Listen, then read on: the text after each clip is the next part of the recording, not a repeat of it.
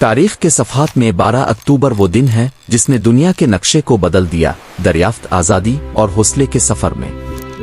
सन 1492 में कई हफ्तों के समंदर पार सफ़र के बाद क्रिस्टोफर कोलंबस और उसके साथियों ने आखिरकार ज़मीन देखी। वो बहरहान कैरेबियन के जज़ायर तक पहुंच गए, ये समझते हुए कि वो एशिया आ गए हैं। ये लम्हा एक नए दौर की शुरुआत था, जब दो दुनियाओं का मिलाप तारीख का रुख बदल गया। सन 1968 में अफ्रीका के मुल्क इक्वेटोरियल गिनी ने स्पेन से आज़ादी हासिल की। नया परचम लहराया गया, अवाम ने सड़कों पर जश्न मनाया और तवील नौआबादियाती दौर के बाद एक नई खुद मुख्तार कौम का आगाज हुआ। और सन 1984 में बरतानिया के शहर ब्राटन में एक होटल में बम धमाका हुआ।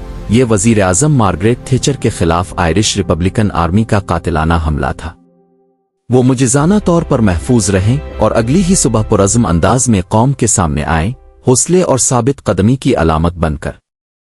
दरियाफ्त से आज़ादी तक और खौफ से हौसले तक 12 अक्टूबर हमें याद दिलाता है कि एक दिन सदियों का नक्श बदल सकता है।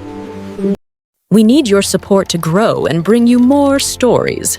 Please like, share, and subscribe to our channel.